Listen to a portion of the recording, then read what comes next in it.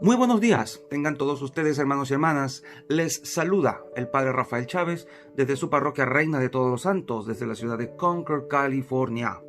Estamos a viernes 24 de abril, segunda semana de Pascua. ¿Y qué nos tiene el Señor preparado hoy para decirnos al corazón? Pues que nos ama, que somos importantes para Él, que el Señor es provisor y que Él nos tiene preparado siempre, aun cuando no lo hayamos pensado, el alimento. Él es previsorio, Él se preocupa y se ocupa de nosotros, incluso antes de que nosotros se lo pidamos, pero quiere que se lo pidamos. En fin, y dejemos que sea el Evangelio de Juan, el capítulo 6, versículos del 1 al 15, quien nos lo cuente. Y trataré de ser breve, cosa que a veces me cuesta mucho. Y ayer tuve que picar el video, cortarlo, porque me extendí y la aplicación de Instagram no me permite subir videos de más de 15 minutos desde el celular. Tendría que haberlo hecho desde una computadora y me fue imposible en ese momento. Así que dice el Evangelio de Juan: en aquel tiempo Jesús se fue a la otra orilla del mar de Galilea, o lago de Tiberíades. Lo seguía mucha gente porque habían visto los signos que hacía curando a los enfermos. Jesús subió al monte y se sentó allí con sus discípulos. Estaba cerca la Pascua, festividad de los judíos. Viendo Jesús que mucha gente lo seguía, le dijo a Felipe: ¿cómo compraremos pan para que coman estos? Le hizo esta pregunta para ponerlo a prueba, pues él bien sabía lo que iba a hacer. Felipe le respondió: ni 200 denarios de pan bastarían para que a cada uno le tocara un pedazo de pan.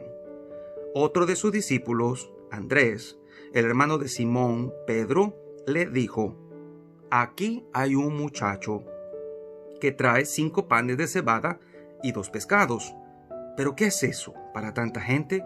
Jesús le respondió: díganle a la gente que se siente. En aquel lugar había mucha hierba. Todos pues se sentaron ahí, y tan solo los hombres eran unos 5,000.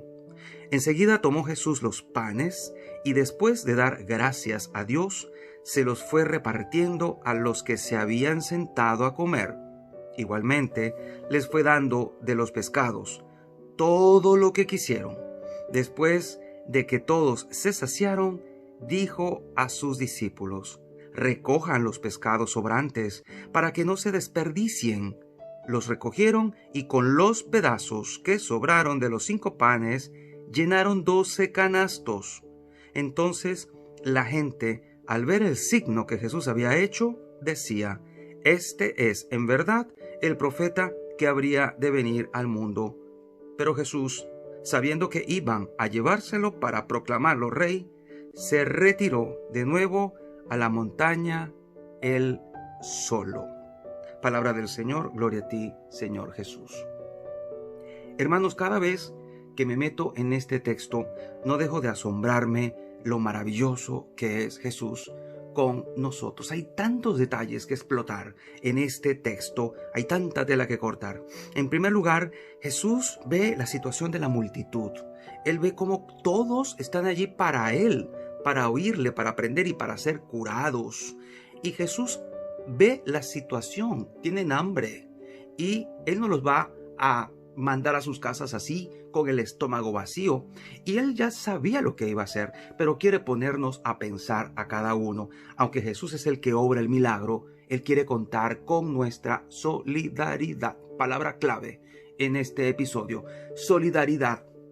Mas, sin embargo, nuestra mentalidad tiende a resolver las cosas de la manera como tradicionalmente la hacemos, comprando. Jesús no mandó a comprar nada. Jesús no dijo: vayan a los supermercados a comprar. Y esto me hace pensar en lo que hemos vivido a raíz de la situación de la pandemia, cuando apenas empezaron a salir a la luz las situaciones de problema que iban a presentarse, y mandaron a guardarse en sus casas y a cerrar los negocios. Empezó la cuarentena. La gente, ¿qué hizo? Salir en desbandada, en estampida a los supermercados a vaciarlo todo. Y eso me hace pensar que a veces nos comportamos de una manera, y me perdonan la palabra, un poco egoísta. Sí, porque queremos salvarnos nosotros. Me quiero salvar yo y los demás no importa. Compramos a veces sin pensar que puede que los demás no alcance para ellos. No importa salvarme yo, que mi familia y yo tengamos lo suficiente y los demás que se las arreglen como pueden, como puedan. Entonces muchos se quedaron sin nada, sin poder comprar lo suficiente. Anaqueles vacíos. Era impresionante. Aquí en los Estados Unidos yo nunca pensé ver supermercados en esas condiciones, en la que no hay nada en los anaqueles, en los estantes. Era impresionante y deprimente. Y de pensar que toda esa comida que se compró en un momento y en un arrebato digamos, de desesperación, se perdió, se la comieron, está todavía guardada, yo no sé.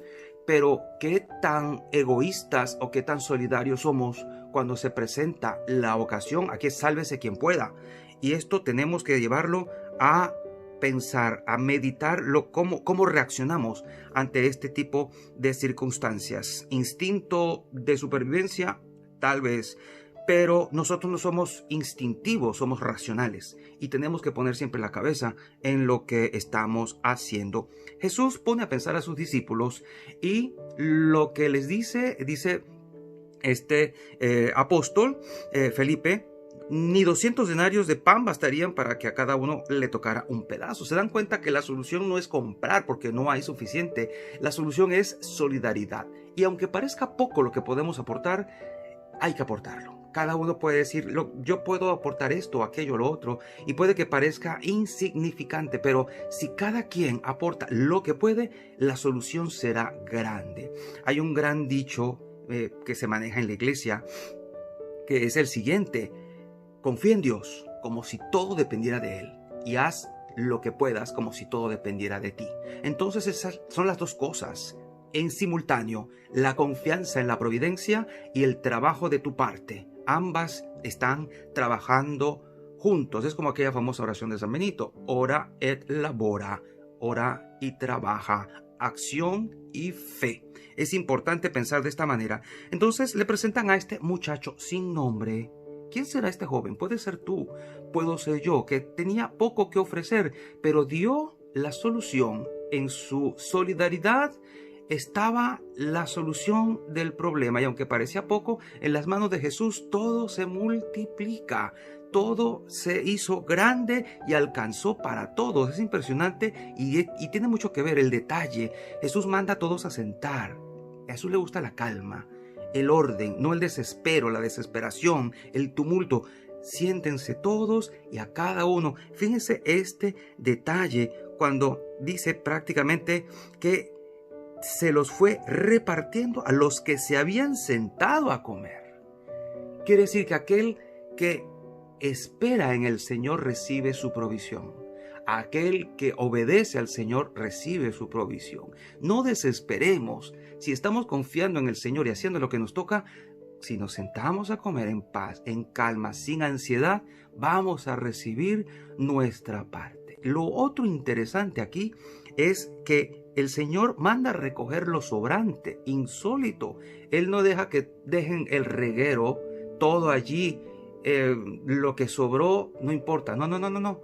Recójanlo todo para que no se desperdicie. Y fíjense que dice que sobraron de los 5 panes 12 canastos que se recogieron, para que nada se desperdicie.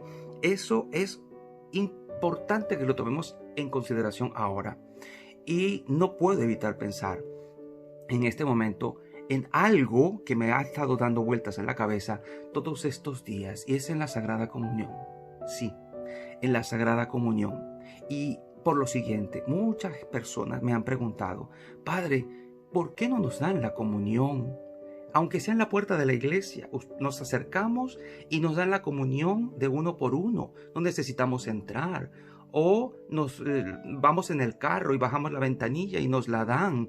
Hermano, cuidado con eso. En algunos países incluso han hecho la propuesta de que los ministros de la comunión vayan a dar la comunión casa por casa. Hermano, cuidado, porque la sacramentalidad de cada sacramento, valga la redundancia, tiene que ser conservada. O sea, la teología de los sacramentos es importante. Y lo más sagrado que tiene la iglesia es a Jesús sacramentado. Nosotros tenemos cuidado muchísimo al conservar las especies eucarísticas, la hostia consagrada en el sagrario, porque es lo más sagrado que tenemos. Recibimos la comunión en la mano, y eso con mucho alboroto ha habido con este asunto de recibir la comunión en la mano, con la posición correcta, porque es algo muy sagrado, es Dios mismo. Las recibimos en la comunión de rodillas, decía antes, y todavía hay gente que lo hace, porque está recibiendo a Jesús sacramentado dentro de la misa. Dentro de la misa. Acabamos de, cuando explicamos la misa, cuando vamos a la misa, sabe que hay una liturgia de la palabra. Se pide perdón, se oye la palabra de Dios, se escucha una homilía, se canta el Cordero de Dios. Hay toda una liturgia previa para poder recibir la Sagrada Eucaristía. Y usted quiere que se le entreguen en la puerta de su casa, y usted quiere que se le entreguen en la puerta de su vehículo o en la puerta de la iglesia sin una preparación previa, sin una preparación inmediata. Cuidado. No estamos hablando de una galletita que se te va a repartir en la puerta de la iglesia. No estamos hablando de una galletita que te va a llegar por correo. No estamos hablando de sacramentos online. Cuidado. El Papa Francisco ha estado seriamente preocupado por esto. Hace poco recibí un correo, un mensaje por WhatsApp de un texto muy interesante de un cardenal de Venezuela que estaba hablando precisamente de este asunto, de que no hagamos de algo con mucho valor, algo sin valor. No desacralicemos lo más sagrado que tenemos, que es la Sagrada Eucaristía, Jesús sacramentado.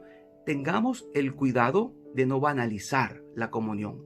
Hasta Pío X, estamos hablando principios del siglo XX, no se hablaba de comunión diaria. Ahora la gente puede comulgar diariamente, pero antes esto no se hacía así. La gente comulgaba con mucha distancia entre comunión y comunión, porque se sabía que no iban a recibir cualquier cosa. ¿Por qué los niños de primera comunión se preparan con tanto afán y con tanto tiempo para recibir la Sagrada Comunión? Porque tienen que saber a quién van a recibir. Por lo tanto, piense usted lo que está pidiendo. Estamos hambrientos del pan eucarístico, bendito sea Dios, pero no lo podemos desperdiciar. Para bien suyo, para bien de la iglesia entera, el pan eucarístico debe ser conservado, guardado, respetado y valorado en su justa medida, de tal manera que no vayamos a profanar el cuerpo eucarístico por esa hambre que, bendito sea Dios, se ha despertado por no poder tener el acceso a las Eucaristías presenciales, pero que esa hambre la podamos guardar, alimentar hasta el momento en que podamos volver a la iglesia, porque los sacramentos son para vivirlos en físico, no en virtual. Es en presencia. La iglesia es viva, se toca, se palpa, se huele. Está llena de símbolos importantes, y la iglesia es comunidad de amor, no virtualidad. Esto es pasajero, esto es mientras tanto, pero no podemos esperar que a futuro solo exista una iglesia virtual. Esto no es del Evangelio, y tenemos que pensar que esta hambre del pan eucarístico nos debe llevar a respetarlo más, a ansiarlo más y a recibirlo con la debida preparación. Perdónenme si he ofendido a alguien con estas meditaciones mías, con estas disquisiciones, pero es que me mortifica y me angustia el pensar que se pueda estar manejando la idea de irrespetar el Santísimo Cuerpo de Jesús por el hambre de recibirlo de cualquier manera. No es obligado recibir a Jesús todos los días. No es obligado ni siquiera recibir a Jesús cada domingo. La iglesia todavía mantiene aquello de comulgar por lo menos una vez al año. Y eso no se ha quitado. Y no quiere decir que nos conformemos con menos. Quiere decir que valoremos cada Eucaristía que nosotros nos llevemos a la boca. Se me acabó el tiempo. Así que bueno, que no se desperdicie nada, que podamos valorar todo y que en la solidaridad, porque en la interdependencia de los unos con los otros, encontremos la solución en medio de esta crisis que estamos viviendo y que es pasajera. Y la bendición de Dios Todopoderoso, Padre, Hijo y Espíritu Santo, descienda sobre cada uno de ustedes y les acompañe siempre. Seguimos en contacto a través de este canal. No salgan de casa, quédate allí y aprovecha este tiempo para compartir con tu familia, para entrar en comunión con Dios y contigo. Chao, chao.